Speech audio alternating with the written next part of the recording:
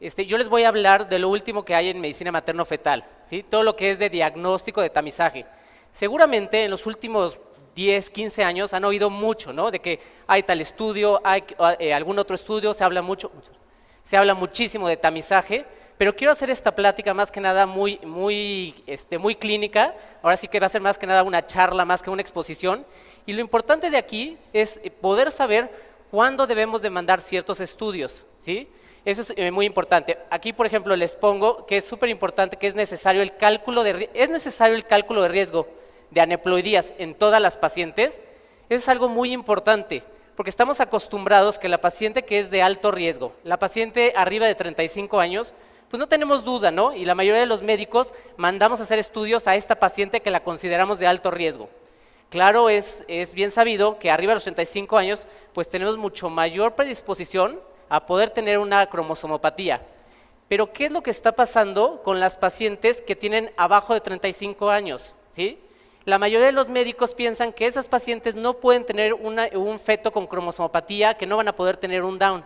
Entonces, las de 35 años hemos hecho bien nuestra labor en estos últimos 20 años, las hemos captado, las hemos mandado con el especialista, incluso hemos hecho técnicas invasivas, pero ¿qué pasa con el alto porcentaje de cromosomopatías en jóvenes? ¿Sí?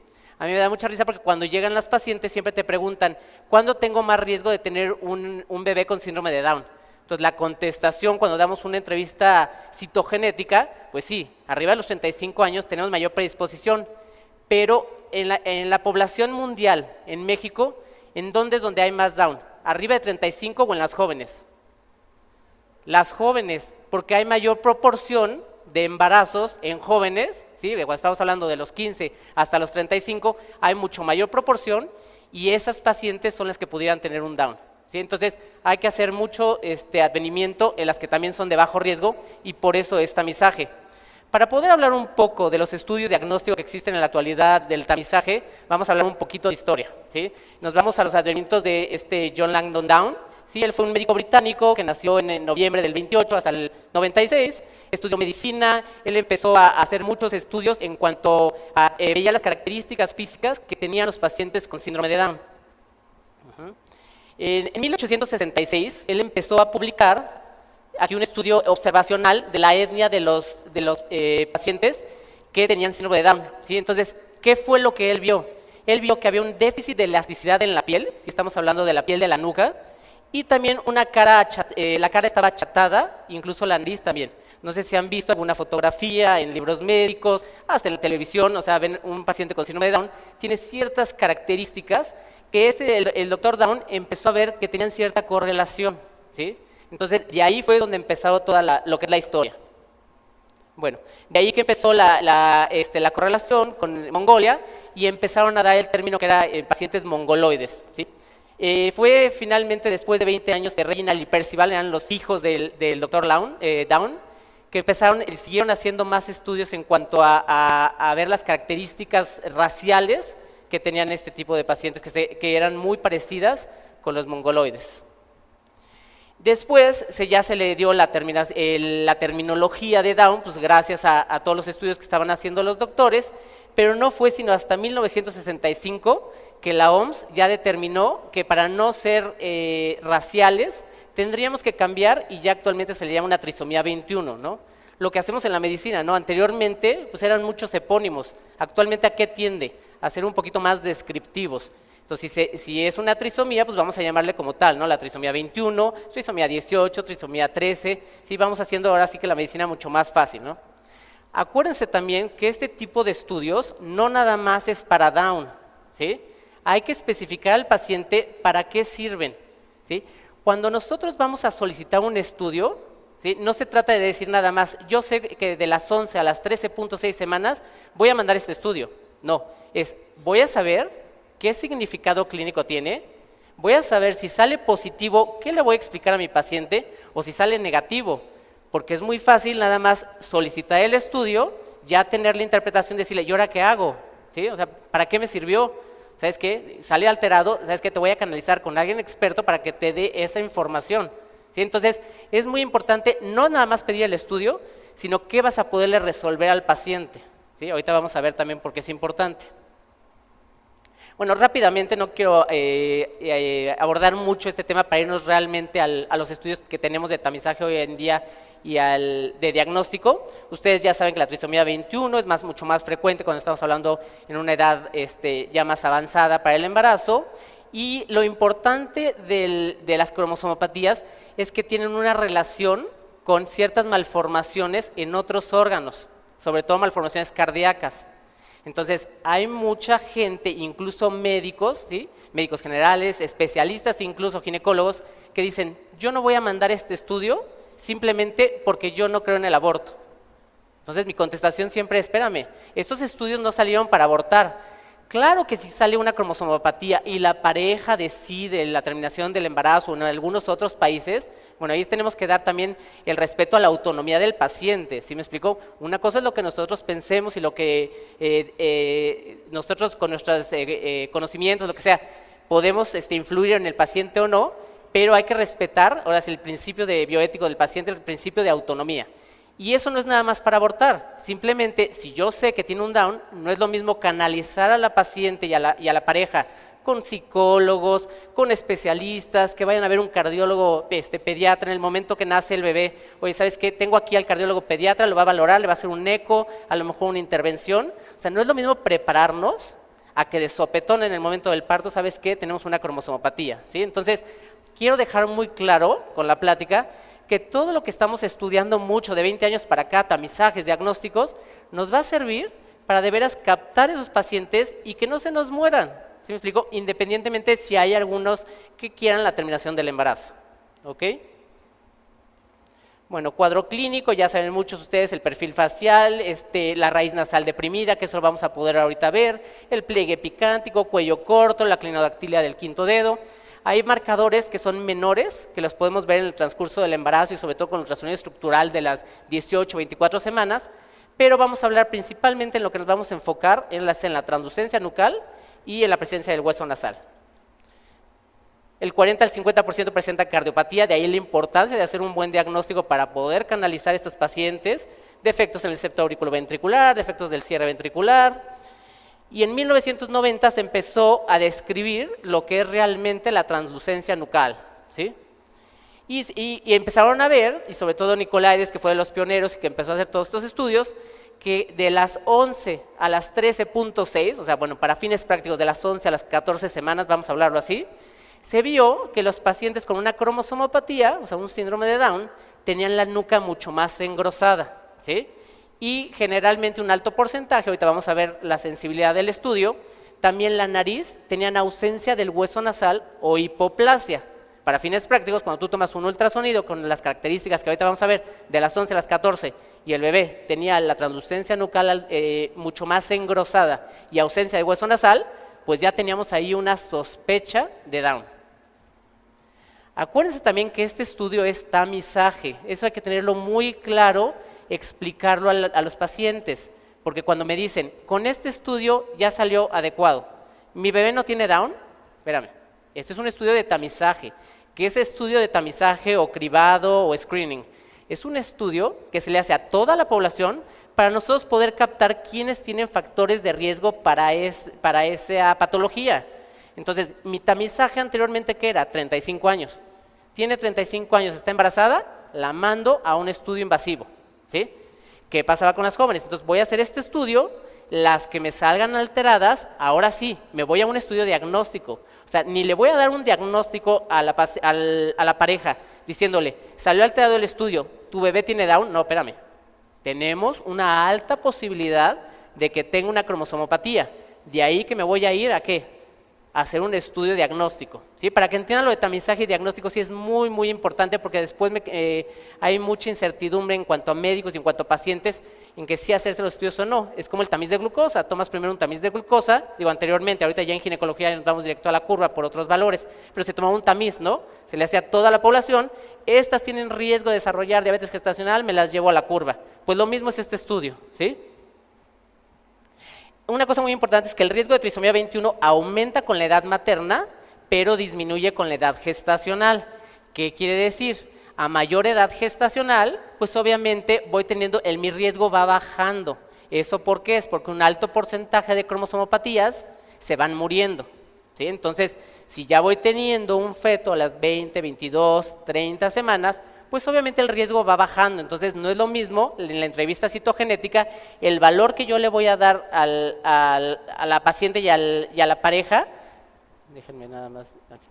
Al decirle, por ejemplo, si tiene 35 años la mujer, le voy a decir, mira, a las 12 semanas, tu riesgo es 1 en 250 que pueda tener una cromosomopatía, ¿sí? Como puede ser de las 249 que no lo tienes, como puede ser esa paciente que lo tenga. Pero si tú ya llegaste a las 20 semanas y no te hiciste ningún estudio y la pareja viene y te dice, es que estoy súper preocupado porque no me pude hacer el estudio de las 11, 14, o porque se me pasó, o porque cualquier causa que sea la disponible, ya su riesgo va a bajar. Si me explico, ya dicen, no te preocupes, sigue vivo el feto, entonces nuestro riesgo es de 1 en 300. Y ya al llegar a las 40 semanas va bajando. Esto es algo muy característico que sí tienen que entender, porque muchas veces no lo entienden. ¿Qué es eso? Es mayor riesgo a la edad materna, pero va disminuyendo conforme va avanzando el embarazo.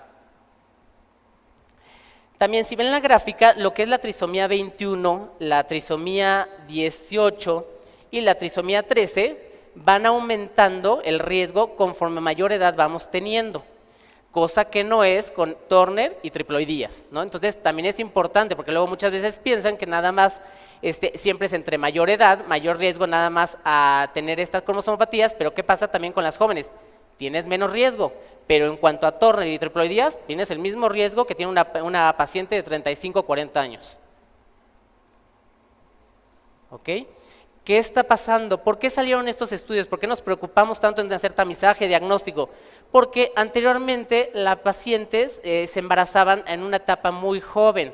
Actualmente la mujer se está preparando, primero quiere ser especialista, quiere trabajar, entonces estamos postergando un poco más lo que es la maternidad. Entonces, si se fijan aquí, de 35 años, en 1970 era nada más el 5% de los embarazos eran mujeres arriba de 35 años. Entonces no teníamos muchas pacientes de alto riesgo. ¿Qué pasa aquí en el 2000? En el 2000 vemos que el 20% son pacientes arriba de 35 años. Y ahorita en el 2014 yo me atrevería a decir que ya estamos en un 35, 40%. Cada vez es más el que estamos postergando la maternidad y tenemos estas pacientes. Aquí es una tabla que esta la pueden sacar de internet, hay muchas páginas, o sea, tampoco es cosa que se lo tengan que aprender. Cada que llega la paciente, yo le doy una entrevista citogenética, saco mi tablita y le digo, mira, tienes 35 años, ahí está, 1 en 250 trisomía 21 Down, 1 en 600 trisomía 18 que es Edwards y 1 en 1800 que es Patot, ¿sí? La translucencia nucal. Van a ver también ustedes, han oído seguramente de 5 años para acá, hay muchísimos estudios muy especiales. Pero ahorita la finalidad es que ustedes sean prácticos, ¿sí? El que más les tienen que dejar, que ustedes ya conozcan mucho más y cuando les llegue un estudio, aunque nada más tengan ese contacto con la paciente, a lo mejor después la van a referir, pero ustedes decirles, ¿sabes qué? Yo ya vi lo que es la translucencia nucal, ya vi lo que es el hueso nasal, ¿sabes qué? No te preocupes, está normal, tienes bajo probabilidad de tener un bebé con cromosomopatías, ¿no? Entonces nada más nos vamos a enfocar sobre todo en translucencia nucal y hueso nasal. La translucencia nucal fetal normalmente aumenta conforme aumenta la gestación. ¿Qué es eso? No va a ser la misma a las 11 semanas que a las 13.6 semanas. Se va incrementando. Por eso también es erróneo decir que muchos dicen, yo me aprendí que arriba de 2.5 milímetros la translucencia nucal el bebé está mal. No, espérame. Porque si tiene el bebé 11 semanas y tiene 2.4, es anormal. Porque acuérdense que nosotros en medicina materno-fetal, y al igual que los pediatras, si hay aquí pediatras no me dejan mentir, todos nos vamos con percentilas, ¿sí?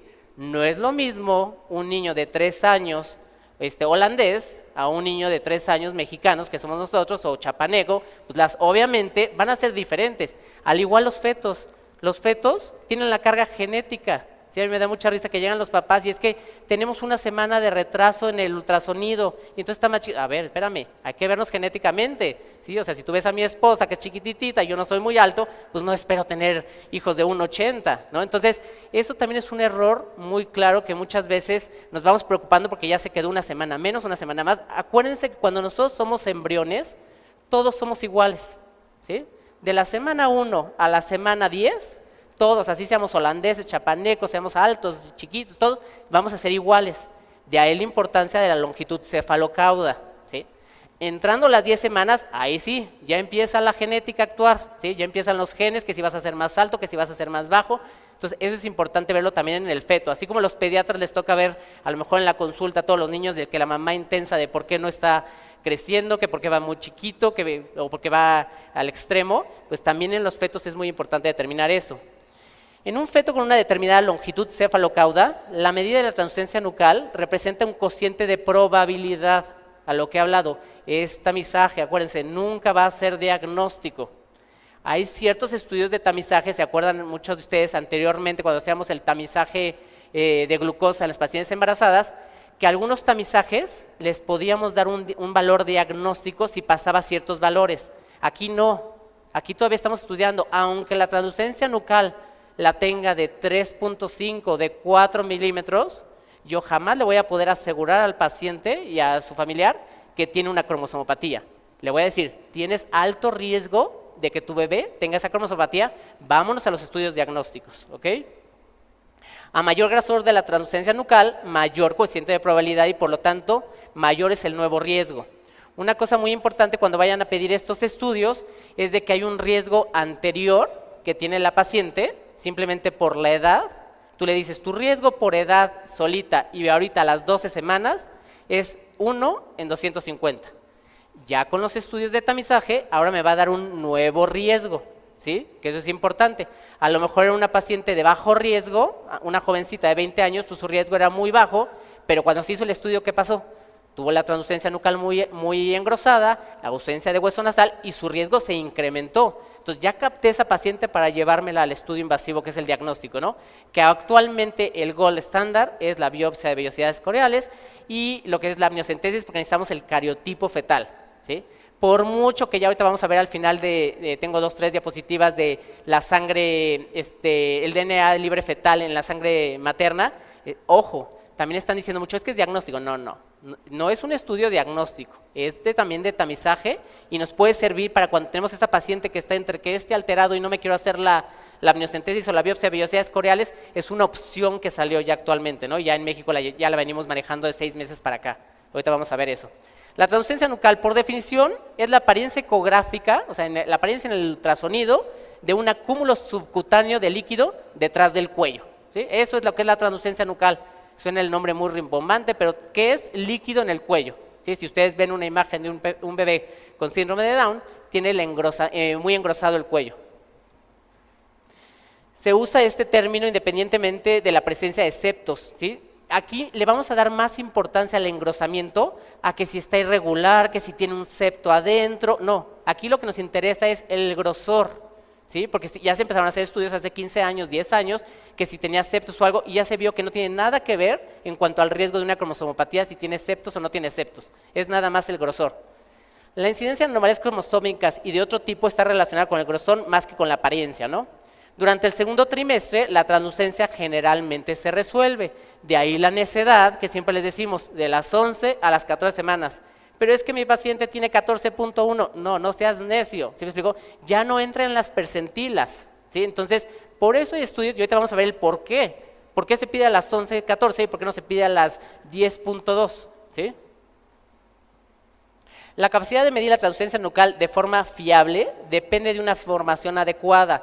Eso es también bien importante. Es como cuando ustedes les llevan un ultrasonido de alguna parte del cuerpo y si se van nada más al reporte, pues entonces ustedes, bueno, pues estoy creyendo en lo que dice el médico radiólogo, ¿no? Pero si ustedes ven las imágenes, también hay que ver que es alguien certificado que sí esté haciendo estos estudios. O sea, no es muy fácil hacer estos estudios. Se necesita de cierto entrenamiento y varias horas y varias pacientes para que tú ya puedas tener esa confiabilidad y que tu sensibilidad sea buena, ¿no? Y que obviamente es lo que buscamos cualquier especialista o ultrasonografista, que tengamos falsos positivos o falsos negativos los menores posibles, aparte del estudio, ¿no? Bueno, lo que necesitamos primero entonces, aunque tengamos la fecha de última menstruación y mi bebé, yo sé que el bebé tiene 12 semanas, hay que corroborarlo con la longitud cefalocauda. ¿Por qué? Porque acuérdense que muchas veces nos casamos con la fecha de última menstruación, pero acuérdense las pacientes irregulares. Entonces, hay que corroborarlo primero. Lo primero, yo siempre que llega una paciente mido longitud cefalonalga o cefalocauda. entra dentro de las percentilas o dentro de las tablas de las 11 a las 13.6, órale, luz verde, nos vamos a hacer el estudio. No entra, por longitud cefalocauda me da 10 semanas, no pasa nada, te cito en una semana. Pero si ya tiene 14.2, espérame, ya este estudio no te lo puedo hacer. Hay más estudios, marcadores menores, que podemos hacer en el seguimiento del embarazo, pero este en específico ya no. La longitud cráneo-cauda mínima es de 45 milímetros a 84 milímetros. ¿Qué es esto? Que los 45 más o menos corresponde a las 11 semanas y el 84 milímetros corresponde a las 13.6 semanas. Dos son los motivos para elegir la semana 11, lo que les decía, ¿por qué la semana 11? ¿A quién se le ocurrió? ¿Por qué no la semana 10.6 a la 10.5? En primer lugar, porque un método de cribado, un método de escrutinio, de tamizaje, de screening, que son sinónimos, tiene que tener la posibilidad de contar con un medio de diagnóstico, ¿sí? ¿Y cuándo empezamos a hacer la biopsia de vellosidades coriales? A partir de las 11 semanas. Entonces no me sirve de nada yo hacerle un estudio a la translucencia nucal a las 8 o 9 semanas si yo no le puedo ofrecer al paciente el que podamos hacer un estudio. De ahí la importancia, ¿sí? En segundo lugar, muchas anomalías fetales mayores pueden ser diagnosticadas en la ecografía. ¿Qué es eso? El estudio de 11-14 no nada más es para el estudio genético para saber si tiene cromosomopatías o no. Ya puedo valorar muchas cosas, ya puedo valorar la vejiga, ya puedo valorar el cerebro, los plexos coroides. Entonces, me da mucho más información y no nada más lo genético, ¿no? O sea, el de qué es el estudio. Los motivos para elegir 13.6 semanas como límite, porque les voy a ser sincero, hay pacientes que llegan a las 14.1 y sí se puede medir la translucencia nucal. Pero ¿qué pasa? Tú le tienes que decir al paciente, no lo voy a meter al software, no te voy a dar un reporte como tal de tu tamizaje, pero quédate tranquilo, porque la translucencia nucal salió de 2, ¿sí? Y arriba de las 13.6 yo sé que es arriba de 2.7 milímetros, ¿sabes qué? Te lo doy verbalmente, no te preocupes, llegaste tarde, a lo mejor tú pensabas que tenías menos semanas, te puedo dar como que una parte de la interpretación sin ser muy blanco-negro, ¿no? O sea, nada más muy... En segundo lugar, la incidencia del acúmulo de líquido nucal en fetos cromosómicamente anormales es menor a las 14 y a las 18 semanas. ¿Qué es esto? Que los bebés que tienen Down y que tienen la translucencia muy engrosada, cuando ya van cumpliendo 14, 15 semanas, se va absorbiendo, ¿sí? Entonces ya no son candidatos para yo decir, ¿sabes qué? Y no forzosamente uno que tenga una translucencia nucal aumentada me va a dar, o una translucencia nucal normal, después lo voy a corroborar con el pliegue nucal, ¿no? Que se toma las semanas posteriores. Y en tercer lugar, el porcentaje de éxito a la hora de realizar las medidas entre las 10 y las 13.6 es de 98 a 100% y se va reduciendo obviamente la sensibilidad a las 14, 15, 16 semanas. Imagen y medida. Obviamente, para todo nos tenemos que estandarizar, tenemos que cumplir con ciertas reglas, que es lo mejor. ¿Sí me explico? Cuando muchos de ustedes que van a hacer un ultrasonido endovaginal, por ejemplo, pues cuáles son las reglas, ¿no? O sea, cuando vas a hacer un Doppler, ¿qué es lo que le tienes que dar? Tienes que dar ciertas medidas generales y cumplir con cierta normatividad para que te salgan tus estudios muy bien y tener una disminución en cuanto a los falsos positivos y falsos negativos. Es necesario no hacerlo con cualquier ultrasonido, ¿sí? No se vale tener un ultrasonido que no se vea bien la imagen, que no me dé un zoom, que no tenga para calipers y decirle, ¿sabes qué? No te preocupes, yo veo aquí que la translucencia nucal está medio bien. Acuérdense que el agarrar cualquier aparato o cualquier estudio de laboratorio, o en mi caso, agarrar un transductor es un compromiso, es una responsabilidad. El paciente está confiando su vida y lo más preciado en este momento, que es su bebé, en que tú le vas a dar un posible diagnóstico.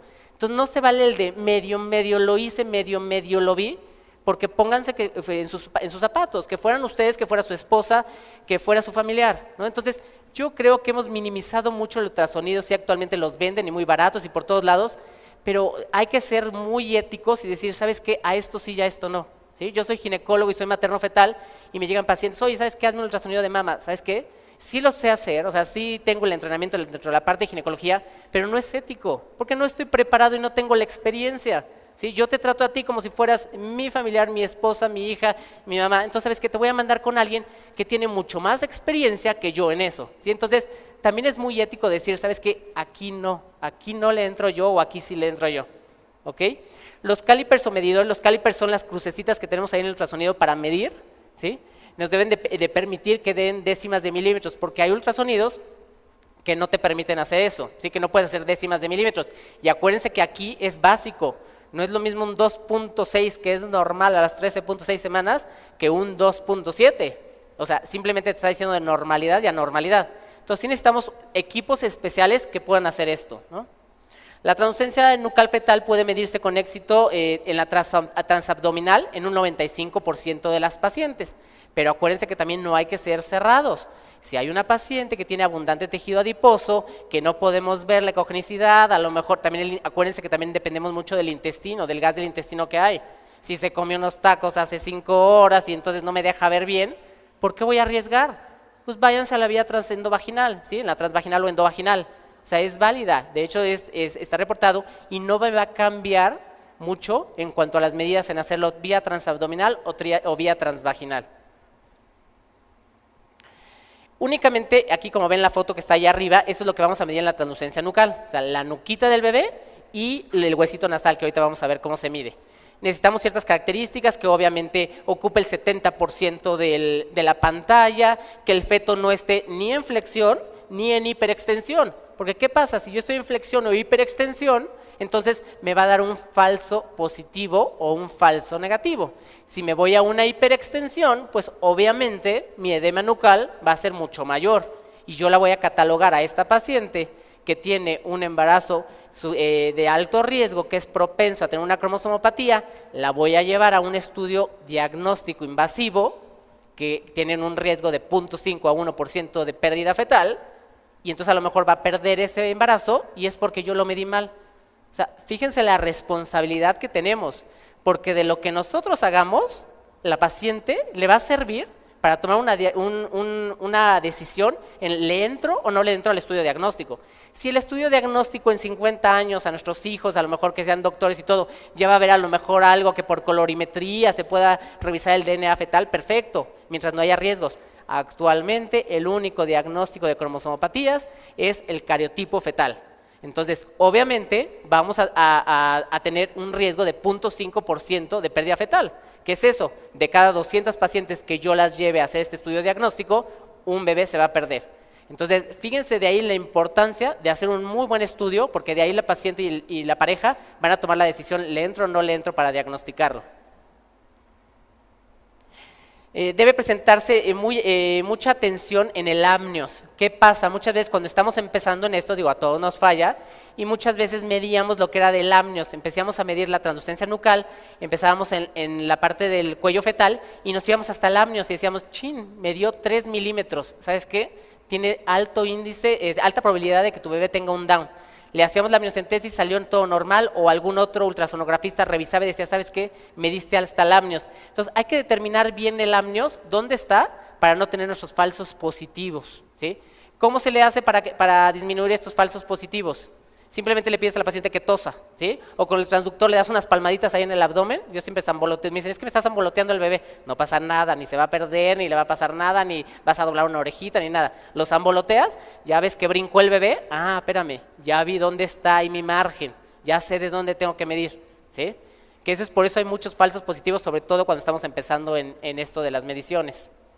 Fíjense aquí también, tenemos que tomar la parte más engrosada. Déjenme ver si porque esto de la tecnología no le doy mucho. Fíjense, la translucencia nucal es todo esto, todo lo ecogénico. Si lo mido aquí, pues obviamente en lo rojo va a ser mucho menor.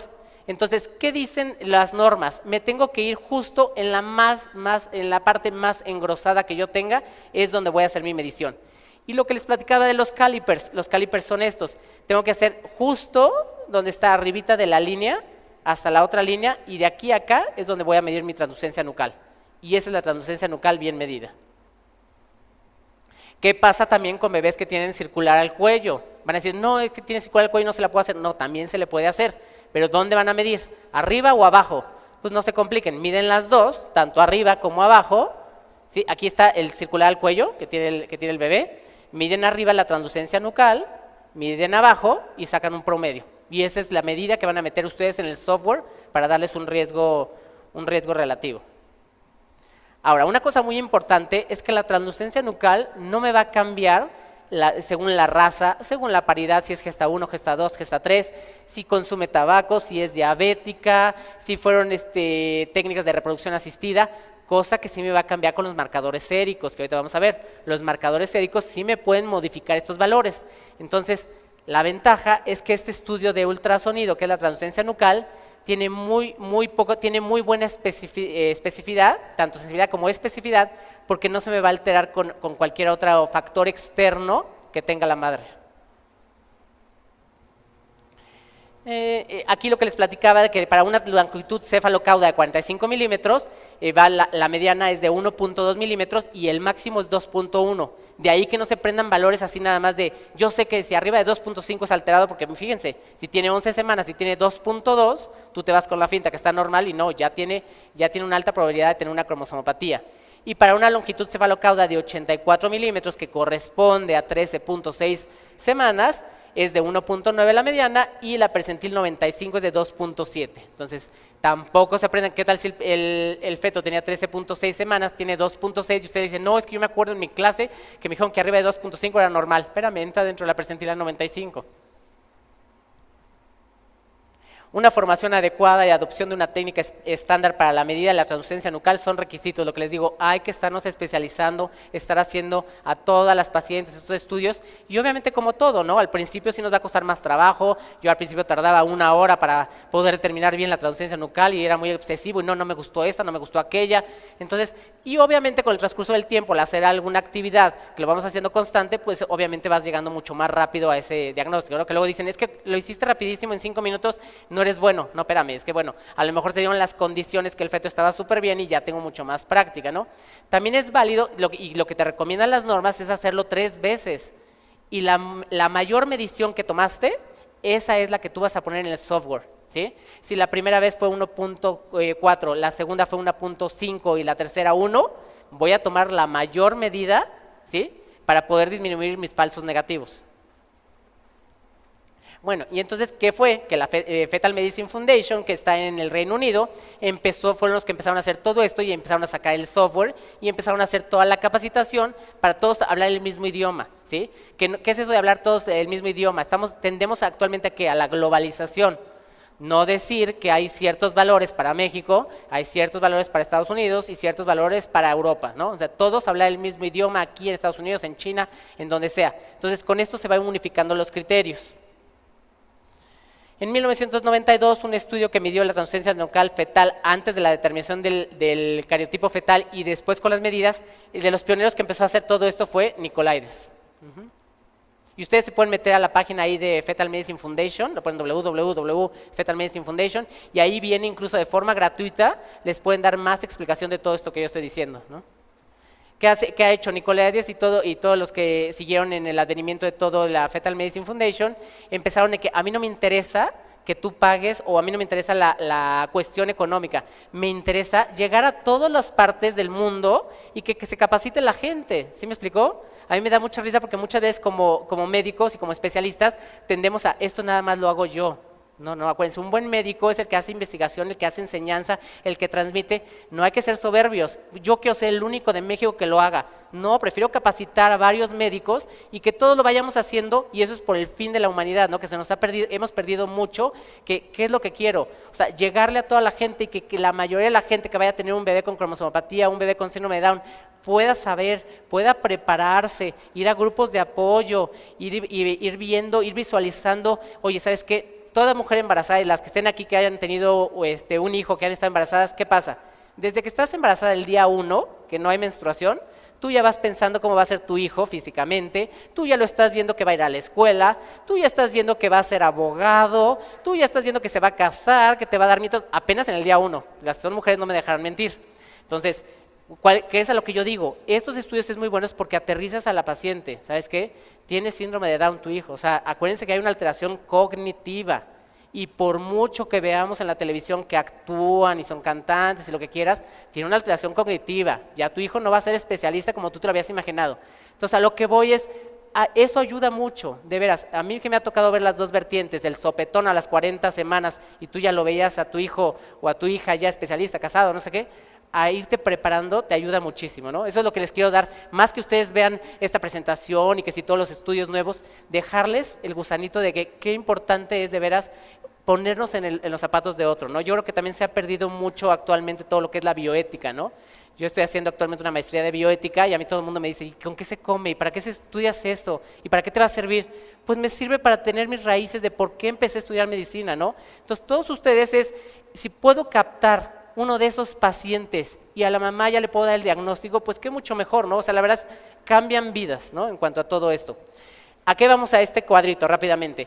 Pues entonces, cuando yo tengo un alto riesgo, si mi paciente está 1 en 50, pues ya me voy directamente a una biopsia de vellosidades coreales, ¿no? Si es una paciente que tiene 48 años y se embarazó, le tomé el estudio y la translucencia nucal me salió alterada y ya se me aumentó más el riesgo, pues me voy directo a una biopsia de vellosidades coreales o la amniocentesis, ¿no? Si es un riesgo bajo, menos de 1 en 1000, ya le digo, vamos a tranquilizarnos, no es 100% el estudio, vamos a corroborar marcadores menores a las 20 semanas.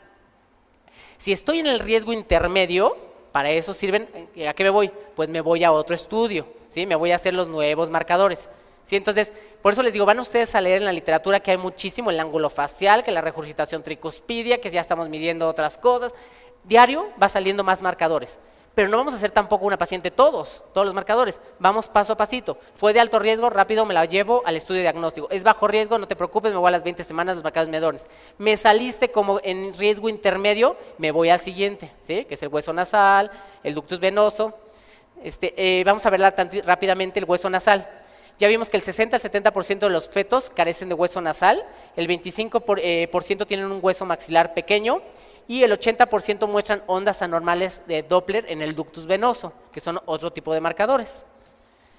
Langdon Down otra vez, él visualizó las características raciales que tenían los pacientes con síndrome de Down y veían que la nariz era chatita. O sea, para fines prácticos en ultrasonido no se ve el hueso nasal o es hipoplásico, ¿sí? Tampoco nos vamos a casar con la idea de no se ve o sí se ve poquito, también puede ser hipoplásico, ¿ok? Los estudios radiológicos post-mortem también fue lo que lo fueron descubriendo, así fue como llegamos a la conclusión del hueso nasal. Y también tiene ciertas características, ¿sí? Obviamente dependemos del perfil fetal, el que no se mueva, aquí ven como en la foto, si se mueve 10 grados centígrados, fíjense cómo ya pierdo la puntita de la nariz. Miren, aquí nada más les voy a explicar. Este de aquí es el hueso nasal. Hay dos líneas, ¿sí las visualizan? La línea de arriba es la piel, y la línea de abajo es el hueso nasal. Y este otro puntito hacia arriba, perdón, pero es que mi pulso está pésimo. Este de aquí es la puntita de la nariz. Entonces nosotros para ver que estamos en una buena medida, tengo que ver esos tres imágenes. La puntita de la nariz, la piel y mi hueso nasal. Si el feto nada más se le ocurrió cuando tú estabas justo haciendo y le vas a dar ahí freeze a la imagen y se giró 10 grados centígrados, fíjense cómo ya no puedo ver la puntita de la nariz. Y ahí es cuando damos un estudio de un falso positivo, ¿sí? O bien, si me voy 15 grados, o sea, con 15 grados que yo me pase, o sea, bueno, que el feto se pase y que yo lo haga el freeze en ese momento, fíjense cómo ya no se ve el hueso nasal. Y a lo mejor era un bebé que sí tiene el hueso nasal. Yo ya le dije, no lo tiene, me la llevé a amnios, y si gracias a Dios es de esas que no se pierde, pues perfecto. No pasa de que, ay, nada más te asustamos y no fue down. Pero si se pierde ese bebé y se le hace un estudio ya después, un estudio post-mortem, y se ve que el cariotipo era normal, y después tú te das cuenta que lo hiciste mal, híjole, digo, gracias a Dios no me ha pasado en estos 15 años, pero yo creo que me sentiría pésimo, ¿no? Entonces, sí hay que tomarse su tiempo. Otra cosa que les quiero dejar de la plática, más que lo informativo, es si ustedes se dedican a eso, son ultrasonografistas y trabajan a lo mejor para un médico, para un laboratorio, que nadie te diga tu trabajo en cuánto lo tienes que hacer, ¿sí? Que nadie te diga que lo tienes que hacer en 5 minutos. Porque sabes que tienes una vida ahí adentro y lo que tú hagas va a depender incluso en la muerte de un ser humano. Entonces, si tienes a alguien que te está diciendo, ya, te tengo que pasar a la otra paciente, no, espérame. Para los estudios obstétricos normal te los puedo hacer en 5 o 10 minutitos. Si yo te voy a hacer un estudio de tamizaje de las 11 a las 13.6 semanas, me tomo media hora. Si acabé a los 20, qué bueno, me sobraron 10 minutos, pásame a otra paciente. Pero si no, tómense su tiempo, porque eso es algo que yo he visto mucho cuando voy a dar pláticas y estoy en contacto con ultrasonografistas, maternos fetales, cualquiera que se dedique al ultrasonido, siempre es que yo trabajo con un doctor y me está presione y presione. Dile, ¿sabes qué? Esto no son enchiladas. O sea, quieres que te dé buen diagnóstico, que tenga falsos negativos, espérame y déjame tomar mi tiempo, ¿sí? Mi tiempo, porque dependemos del feto. A lo mejor en un futuro, en 50 años, va a haber un aparatito que si tú le haces en el abdomen materno un sonido, a lo mejor el feto hasta se te va a poner de foto.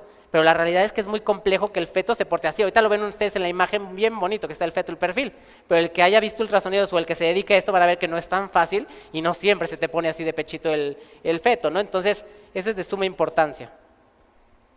Esos nada más son ciertos criterios que si no son especialistas no lo tienen que saber, pero bueno, está el hueso nasal, la piel, la punta de la nariz, tenemos que ver el diencéfalo, el paladar, o sea, son requisitos de que yo tengo que ver todo esto para poder dar mi diagnóstico de tamizaje. ¿Sí? También en estas semanas voy a hacer la correlación con el DuoTest. ¿Qué es el DuoTest? Son los marcadores séricos. ¿Sí? Los marcadores séricos que también los voy a meter al software para que me dé un riesgo específico. Y es el PAPEI, que es la proteína plasmática asociada del embarazo tipo A, y la fracción beta de gonadotropina coriónica. Y volvemos en esta misma tablita. Si es de alto riesgo, me voy directo a un diagnóstico. Es bajo riesgo, tranquilo, no pasa nada. A las 20 volvemos a corroborar otros signos ultrasonográficos que yo puedo ver. ¿Qué va a pasar con mi riesgo intermedio? Me salió alterado la translucencia nucal, me la voy a hueso nasal. ¿Que me sale alterado hueso nasal? Me voy a ductus venoso. ¿Sí? Así vamos funcionando en medicina materno-fetal. Vamos uno tras otro.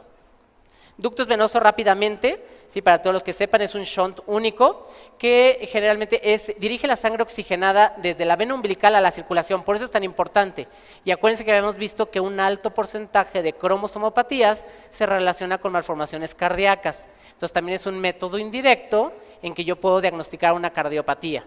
Acuérdense que también este estudio, aunque si te es una paciente, esa es una pregunta que últimamente se ha visto por todo lo de la medicina reproductiva, que ya actualmente cuando vamos a hacer un in vitro o un ICSI, se puede tomar un diagnóstico de cariotipo antes de la implantación. Entonces yo tengo pacientes que me dicen, yo no me voy a hacer este estudio porque yo ya sé que los cromosomas de mi bebé están bien. Sí, espérame, cromosómicamente viene bien el feto, pero estructuralmente yo no sé. ¿Sí me explicó? Yo no sé si tengo una cardiopatía. Acuérdense que no las cardiopatías es nada más para cromosomopatías. Todos nosotros podemos tener una malformación de cualquier órgano y ser cromosómicamente normales. Entonces también es importante que ustedes cuando van a dar la entrevista decir, este estudio me sirve para cromosomopatías, nada más. No es, porque ya salen del estudio, bueno, entonces mi bebé está sano. Está sano en cuanto al tamizaje para cromosomopatías. De ahí que el labio paladar hendido, que si tiene 4 o 5 deditos, que si el corazón está bien formado, bien conectado, lo vamos a ver en el estructural de las 18 a las 24 semanas. Entonces también paso a paso, ¿no? Luego la paciente y el familiar se quieren apresurar. Ya, está sano, perfecto, completo. No, espérame. Hasta ahorita, yo siempre les digo, cuando acabo mi estudio siempre digo esa frase, es muy trillada, porque siempre les digo, hasta ahorita. Y lo que se puede diagnosticar por ultrasonido está normal, porque hay cosas que no podemos diagnosticar todavía. Sí, la mayoría de las malformaciones mayores se pueden, claro que sí, pero hay cosas que no. Entonces siempre decir, hasta ahorita, a estas semanas, y lo que puede diagnosticarse por este equipo, está normal. Vámonos paso a pasito, ¿ok? Entonces simplemente nada más, no tienen que aprender ni nada, sepan que este es el ductus venoso. Este es un ductus venoso, el de arriba normal, y cuando tienen este piquito que es onda A, que no vamos a entrar a grandes términos, es anormal. Salió anormal, ¿qué vas? Me voy a otro estudio, ¿ok? Acuérdense todo esto de que les dije que se relacionan con cardiopatías. No existe una relación o solo una relación muy débil entre el aumento de la translucencia nucal y el ductus. No forzosamente tengo translucencia nucal alterada, el ductus me va a salir alterado o viceversa. A lo mejor no tiene una cromosomopatía, como les decía, pero tiene una cardiopatía, ¿no? Entonces también nos va a servir para muchas otras enfermedades y no nada más para cromosomopatías este estudio. Se requiere tiempo y personal calificado, pues obviamente lo que decíamos, y otra vez, riesgo intermedio, me voy al ductus, me sale anormal, me voy a otro estudio, ¿sí? O sea, es como que es pasos, ¿no? Es pasos de que sale normal, perfecto, sale anormal, me voy a diagnóstico, está en que intermedio, me voy a hacerle más estudios. Le echamos, yo siempre les digo a mis pacientes, esta es una medicina enzimática. ¿Qué es eso? Medicina encima de la paciente, o sea, somos varios especialistas y varios estudios encima de la paciente, ¿no? Otros marcadores, la longitud craneocaudea, ustedes saben que con ciertas trisomías son bebés más grandes, más chiquitos, entonces simplemente, aunque ustedes no sepan hacer esto, si tú tienes una longitud cefalocauda más chiquitita de lo que debería de ser o más grande, podemos sospechar, estos son marcadores menores, no le vamos a dar tanta sensibilidad. ¿Sí? Lo que les decía, ¿por qué se hacía de las 11 a las 14? Porque también puedo ver otras cosas, ya puedo empezar a ver la cara, la espina, ya le puedo empezar a ver el labio, aunque no lo veo la integridad de del labio completamente, pero ya puedo empezar a verlo. El corazón ya empiezo a visualizar las 4 cámaras cardíacas, las 2 aurículas y ventrículos, el abdomen, las extremidades, ya le empiezo a decir, ¿sabes qué? Si tienes dos miembros torácicos y 2 miembros pélvicos. Ahí se ven los plexos coroides, o sea, este estudio también me sirve para más cosas, no nada más para lo del Down y ya, ¿no? Me voy a pasar un poquito más rápido porque me emocioné con el otro. Hay otro que sepan, tampoco les voy a entrar mucho en detalle, el ángulo facial. Si salieron alterados los 3 primeros, me voy al ángulo facial, ¿sí? Los niños con síndrome de Down tienen la cara mucho más achatada. También sale alterado, riesgo intermedio, lo que les decía, me voy al ángulo facial. Longitud de la oreja, también ya estamos estudiando, les digo, lo que no hacemos los perinatólogos, ¿no? Ya hasta se nos ocurren cosas, también la orejita, ya no me extrañaría que en un futuro ya hasta haya tablas de percentilas para la oreja, ¿no? Podemos ver los cuerpos vertebrales, la piel, el corazón, fíjense ahí que clarito se ve ya las 2 aurículas, los 2 ventrículos, la aorta, ¿sí? Las semanas de gestación, esto también es algo muy importante, fíjense, a las 5 semanas es normal tener 110, siempre nos aprendemos by the book, un feto tiene que tener de 120 a 160 latidos por minuto, no, va cambiando y es normal, a mí me ha tocado, según las opiniones, es que a las 5.6 semanas que ya visualizas por el endovaginal, la frecuencia cardíaca tiene 110 latidos por minuto y sabes que viene algo mal, me dijo el doctor que era 120, no, va cambiando en el transcurso del embarazo. También podemos visualizar, por ejemplo, en una circunferencia abdominal, ya visualizamos bien el estómago, vemos que la salida del cordón, que no tenga onfalocele, también van a ver que el onfalocele también se relaciona muchas veces con cromosomopatías, ¿sí? Arteria umbilical única, perdón que me esté yendo más rápido, pero megavejiga, o sea, todos esos son marcadores menores, ¿sí? O sea, tampoco vamos a darle la sensibilidad si ya tomamos los otros.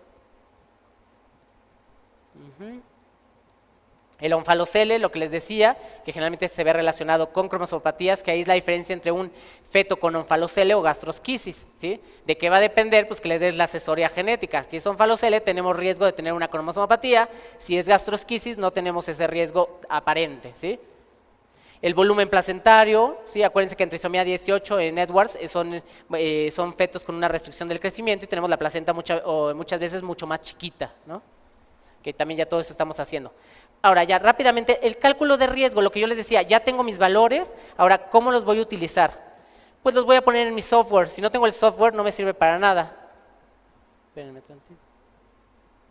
Ok, entonces, lo que yo les explicaba, tengo mi riesgo a priori, que era antes, que nada más era la edad materna y las semanas de gestación, ese era mi riesgo que tenía antes, tomé el estudio y ahora ¿qué riesgo voy a tener? Entonces, fíjense, esta tablita es muy importante, con esta quiero casi cerrar. La edad materna me da una tasa de detección del 30%. ¿Qué es eso? Si mi paciente tiene 35 años, yo le puedo decir con mi tablita, tienes el riesgo de 1 en 250 que tengas un Down. Como puede ser de las 249 sanos, como puede ser ese 1% que sea Down. Pero eso que yo le estoy dando, esa entrevista que yo le estoy dando, mi tasa de detección es nada más 30%. Pero espérenme, si le hago la edad materna más el bioquímico, lo que anteriormente he utilizado mucho el cuádruple marcador, me da un 50-70%. Abajito, una edad materna más translucencia nucal, que es lo que vimos en la primera parte de la presentación, me lo sube hasta 80%. Si yo hago la edad materna, mi translucencia, y aparte hago la sangre, lo que les platicaba, el PAPEI y la fracción beta de gonadotropina coriónica, fíjense, puedo llegar hasta un 90% de tasa de detección. Entonces es muy bueno esto de tamizaje, ¿no? Y puedo llegar hasta un 95%. ¿Sí? Ya si le meto el hueso nasal. Y si le sigo metiendo el ángulo facial, si le sigo metiendo el ductus venoso, pues obviamente va subiendo más mi tasa de detección. Estos son los marcadores séricos que ya platicamos, es el estudio de sangre, el cuádruple marcador que se toma en el segundo trimestre.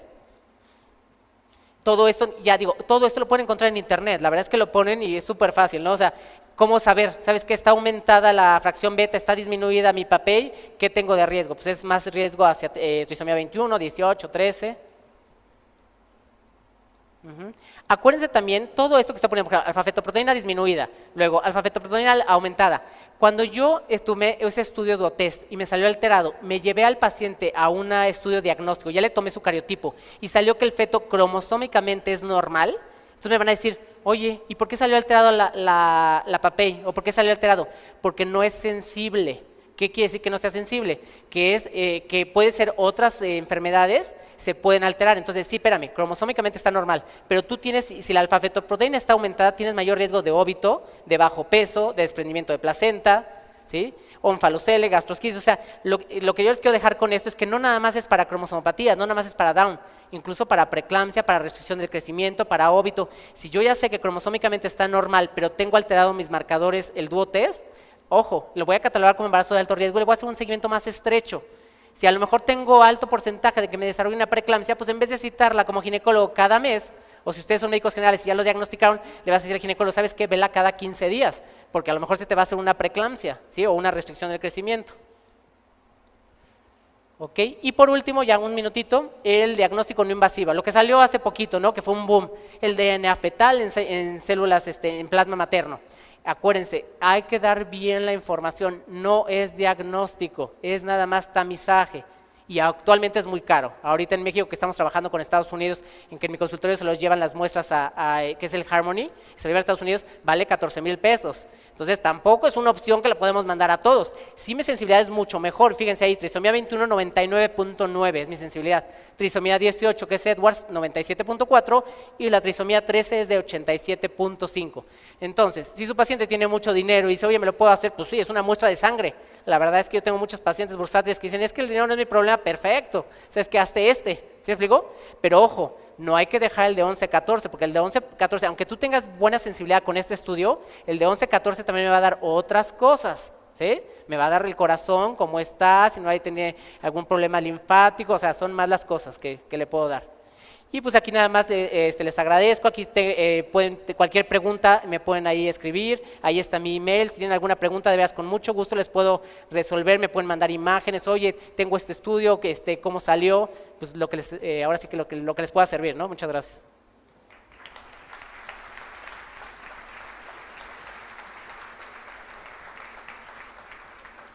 No sé si tengan alguna pregunta.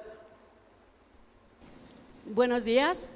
Doctor, con respecto al estudio de TN, ¿podemos pensar que es un estudio específico para síndrome de Down o hay algún otro? Y lo otro, perdón, no le entendí bien la pregunta otra vez. El ultrasonido con TN, que si es un estudio específico para síndrome de Down o hay algún otro que me puede apoyar. Y lo otro, con mucha frecuencia el paciente pide ultrasonido de cuarta dimensión. Sí. ¿En qué me puede servir para patologías? Son muy buenas preguntas. Sí, para la translucencia nucal, este estudio que le llamamos ultrasonido genético o para cromosomopatías, es para todas las cromosomopatías. Lo que pasa es que lo que hemos hecho actualmente es llegarle a la gente por lo que conoce. ¿Qué es lo que más conoce el Down? Pero acuérdense que hay muchas trisomías, hay monosomías, hay triploidías. Todos estos me pueden servir para eso y, como les digo, para enfermedades. Simplemente a lo mejor está bien cromosómicamente, pero tiene cardiopatía, ya lo puedo diagnosticar. Entonces, sí hay que dejarlo claro que no nada más es para Down, es para todas, muchísimas enfermedades, tanto cromosómicas como enfermedades estructurales. Y el cuarto, quinta dimensión, ya tenemos la tercera, ya salió la cuarta, que en realidad no existe la cuarta dimensión, o sea, es la tercera dimensión en movimiento, y ya salió ahora, ya le llamamos la quinta dimensión, ¿no? Que ya se ve ya el bebito ya casi con piel. Yo siempre les digo, me da mucha risa porque hay pacientes que dicen, yo nada más quiero que me hagas la tercera y la cuarta dimensión y no quiero el 2D. No, espérame. O sea, tiene sus indicaciones la tercera y cuarta dimensión y estamos haciendo muchas cosas en cuanto a volumen y todo. Pero el que me va a servir es el 2D. ¿Sí me explicó? O sea, pero sí me da mucha risa que la gente piensa que por ser cuarta o quinta dimensión es mejor, pero yo no puedo diagnosticar porque yo estoy viendo las características físicas del bebé, pero yo no le estoy viendo por dentro su encéfalo, yo no le estoy viendo su translucencia nucal, yo no le estoy viendo el corazón que esté bien formado, sus 4 cavidades, que esté bien conectado. ¿Sí me explicó? Entonces, hay que dejarlo bien claro con las pacientes. Es que quiero el 4D porque quiero ver la carita. Sí, qué bueno, pero también hasta el 2D, el normalito. ¿Sí? Doctor, hace algún tiempo tuve la oportunidad de ver un caso de extrofia de vejiga, precisamente en el Hospital 20 de Noviembre. ¿Cuál es la incidencia, ¿verdad?, o en su experiencia de casos que usted ha visto, y cuál es el futuro de estos pacientes actualmente? Sí, y en cuanto a incidencias, relativamente, cuando estábamos en el 20 de noviembre sí nos llegaba obviamente todo de concentración, ¿sí? Pero en cuanto a incidencia, ahorita ya verdad es que no tengo el dato y no sé qué tanto porcentaje puedan tenerlo, ¿no? Pero bueno, todos estos estudios nos ayudan para darle seguimiento y lo que hacemos los maternos fetales es canalizarlo, y actualmente de hecho ya hay médicos maternos fetales que se especializaron en cirugía fetal.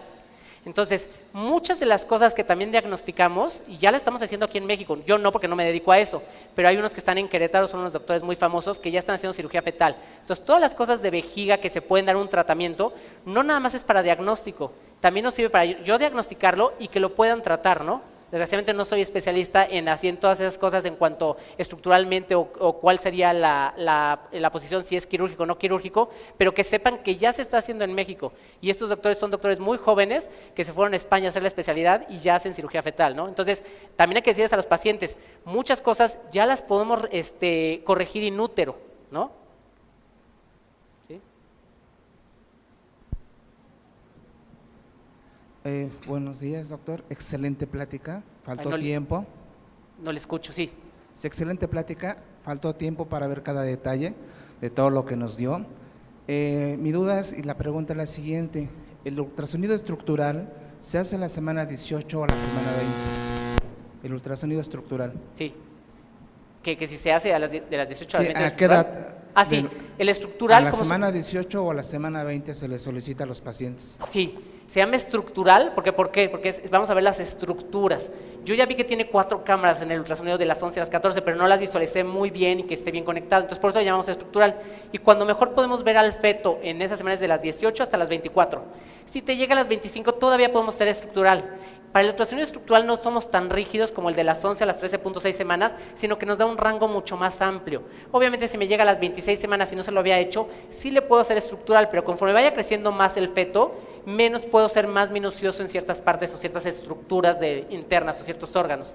Pero sí se puede. Recomendamos 18, 24, pero si llega a las 25, 26, 27, 28, incluso una paciente que nunca se lo haya hecho, me llega a las 36 semanas, le hago estructural. Yo nada más una pregunta, ¿qué me puede decir sobre las cintas amnióticas y cuál es el riesgo? ¿Cuál es el tratamiento o no hay? ¿Le entendí lo último? Cintas amnióticas. ¿Células amnióticas? Cintas amnióticas. Ah, ya, sí, podemos hacer, sí, se puede hacer ya actualmente abordaje quirúrgico. Este grupo de especialistas, o sea, cuando ya los diagnosticamos se mandan y se hace con láser, con fetoscopía. ¿En dónde lo hacen, doctor? En Querétaro. Actualmente ellos trataron de estar aquí en el Distrito Federal, la desventaja es que no tuvieron un apoyo y se fueron a Querétaro. Pero ya después les puedo pasar los datos, los dejo aquí en el Chopo, si tienen algún paciente que lo quieran remitir y lo hacen con láser. Ok, muy amable, gracias, doctor. No, ¿de qué pasa? La última pregunta para el doctor Carreto, por favor. ¿Alguien tiene una pregunta más? De este lado. ¿Dónde? Ah, ya. Sí, dígame, doctor. Doctor, primero felicidades por la exposición, muy buena.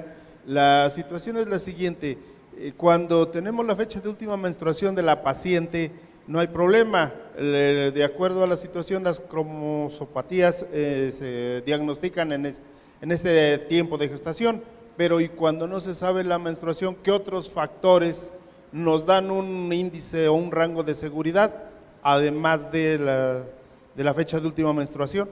Exactamente. Mire, lo que tenemos que hacer, lo que yo les decía, lo primero en cuanto llega la paciente, aunque tenga su fecha de última menstruación y aunque la paciente sea regular, cada 28 días como relojito menstrue, yo le tengo que corroborar primero la longitud cefalocauda, ¿sí? Entonces, si ustedes tienen una paciente, ¿qué es lo primero que debemos de hacer cuando una paciente está embarazada? Yo siempre les digo, hay que hacer un ultrasonido, ¿por qué?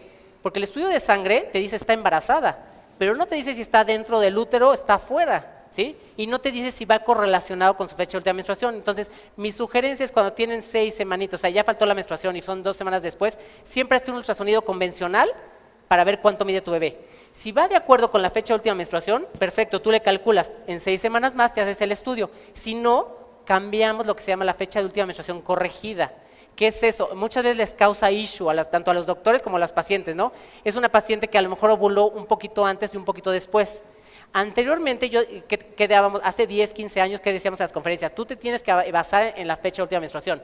Actualmente, como el ultrasonido es muy específico, yo ya le doy más importancia a la longitud cefalocauda que a la fecha de última menstruación, aunque sea regular.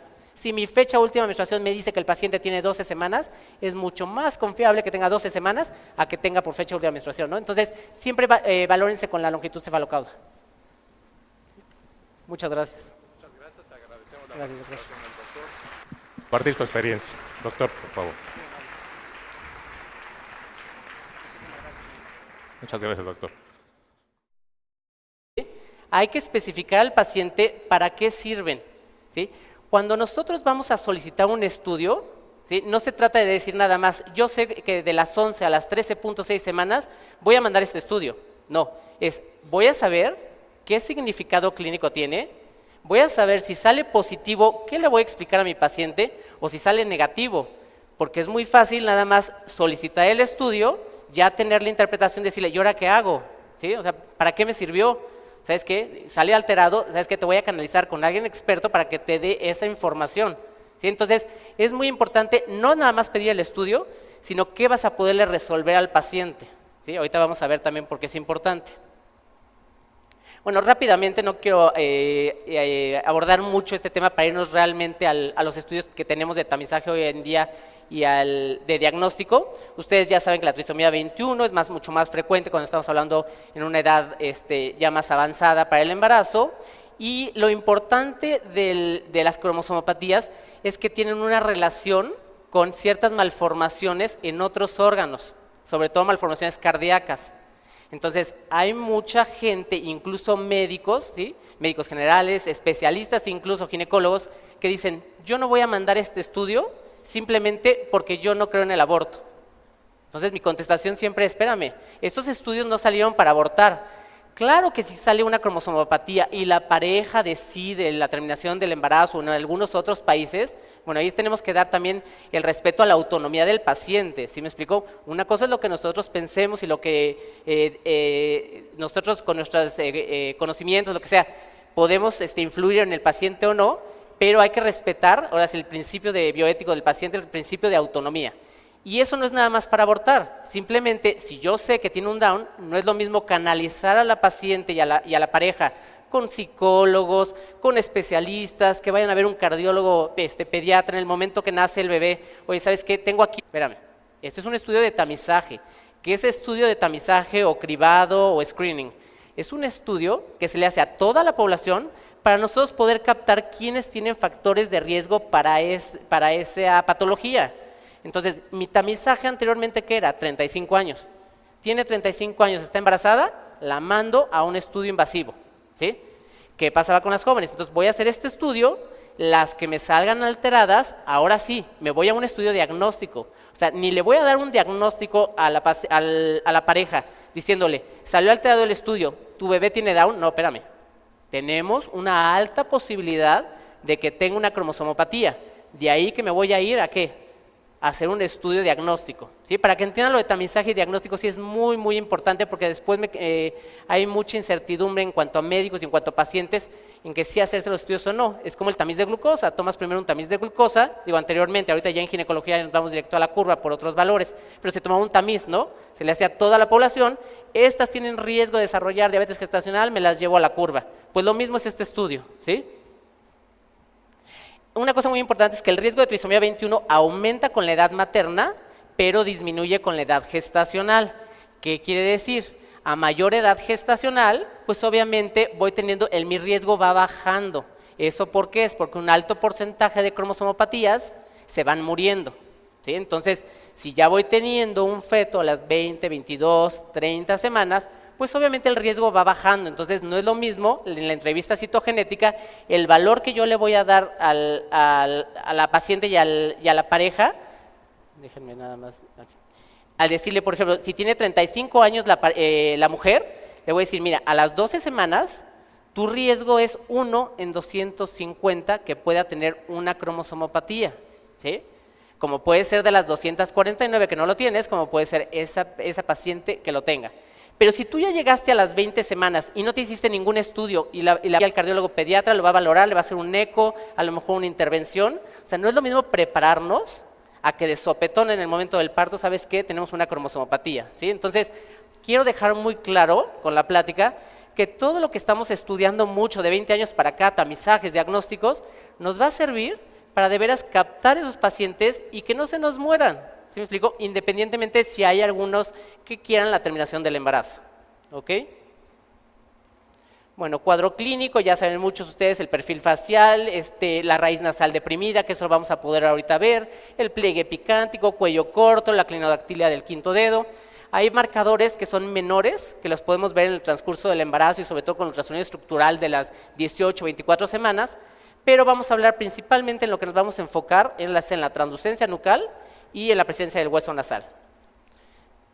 El 40 al 50% presenta cardiopatía, de ahí la importancia de hacer un buen diagnóstico para poder canalizar a estos pacientes, defectos en el septo auriculoventricular, defectos del cierre ventricular. Y en 1990 se empezó a describir lo que es realmente la translucencia nucal, ¿sí? Y empezaron a ver, y sobre todo Nicolaides, que fue de los pioneros y que empezó a hacer todos estos estudios, que de las 11 a las 13.6, o sea, bueno, para fines prácticos, de las 11 a las 14 semanas, vamos a hablarlo así, se vio que los pacientes con una cromosomopatía, o sea, un síndrome de Down, tenían la nuca mucho más engrosada, ¿sí? Y generalmente un alto porcentaje, ahorita vamos a ver la sensibilidad del estudio, también la nariz tenían ausencia del hueso nasal o hipoplasia. Para fines prácticos, cuando tú tomas un ultrasonido con las características que ahorita vamos a ver, de las 11 a las 14, y el bebé tenía la translucencia nucal mucho más engrosada y ausencia de hueso nasal, pues ya teníamos ahí una sospecha de Down. Acuérdense también que este estudio es tamizaje, eso hay que tenerlo muy claro, explicarlo a los pacientes, porque cuando me dicen, con este estudio ya salió adecuado, mi bebé no tiene Down, también son de bajo riesgo y por eso es tamizaje. Para poder hablar un poco de los estudios diagnósticos que existen en la actualidad del tamizaje, vamos a hablar un poquito de historia, ¿sí? Nos vamos a los advenimientos de John Langdon Down, ¿sí? Él fue un médico británico que nació en noviembre del 28 hasta el 96, estudió medicina, él empezó a hacer muchos estudios en cuanto a veía las características físicas que tenían los pacientes con síndrome de Down. En 1866 él empezó a publicar aquí un estudio observacional de la etnia de los pacientes que tenían síndrome de Down, ¿sí? Entonces, ¿qué fue lo que él vio? Él vio que había un déficit de elasticidad en la piel, si estamos hablando de la piel de la nuca, y también la cara estaba achatada, incluso la nariz también. No sé si han visto alguna fotografía en libros médicos, hasta en la televisión, o sea, ven un paciente con síndrome de Down, tiene ciertas características que el doctor Down empezó a ver que tenían cierta correlación, ¿sí? Entonces, de ahí fue donde empezó toda lo que es la historia. Bueno, de ahí que empezó la correlación con Mongolia y empezaron a dar el término que era pacientes mongoloides, ¿sí? Fue finalmente después de 20 años que Reginald y Percival eran los hijos del doctor Down, que siguieron haciendo más estudios en cuanto a ver las características raciales que tenían este tipo de pacientes, que eran muy parecidas con los mongoloides.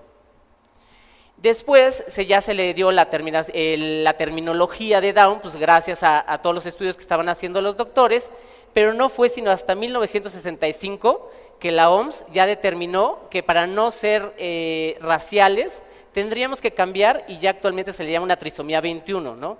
Lo que hacemos en la medicina, ¿no? Anteriormente pues eran muchos epónimos, actualmente ¿a qué tiende? A ser un poquito más descriptivos. Entonces, si es una trisomía, pues vamos a llamarle como tal, ¿no? La trisomía 21, trisomía 18, trisomía 13, sí, vamos haciendo ahora sí que la medicina mucho más fácil, ¿no? Acuérdense también que este tipo de estudios no nada más es para Down, ¿sí? Yo les voy a hablar de lo último que hay en medicina materno-fetal, ¿sí? Todo lo que es de diagnóstico, de tamizaje. Seguramente en los últimos 10, 15 años han oído mucho, ¿no? De que hay tal estudio, hay algún otro estudio, se habla muchísimo de tamizaje, pero quiero hacer esta plática más que nada muy clínica, ahora sí que va a ser más que nada una charla, más que una exposición, y lo importante de aquí es poder saber cuándo debemos de mandar ciertos estudios, ¿sí? Eso es muy importante. Aquí, por ejemplo, les pongo que es súper importante que es necesario el cálculo de riesgo de aneuploidías en todas las pacientes. Eso es algo muy importante, porque estamos acostumbrados que la paciente que es de alto riesgo, la paciente arriba de 35 años, pues no tenemos duda, ¿no? Y la mayoría de los médicos mandamos a hacer estudios a esta paciente que la consideramos de alto riesgo.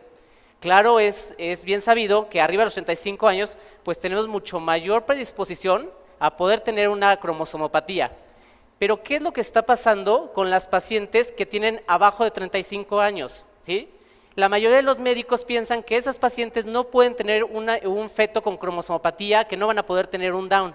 Entonces, las de 35 años hemos hecho bien nuestra labor en estos últimos 20 años, las hemos captado, las hemos mandado con el especialista, incluso hemos hecho técnicas invasivas, pero ¿qué pasa con el alto porcentaje de cromosomopatías en jóvenes? ¿Sí? A mí me da mucha risa porque cuando llegan las pacientes siempre te preguntan, ¿cuándo tengo más riesgo de tener un bebé con síndrome de Down?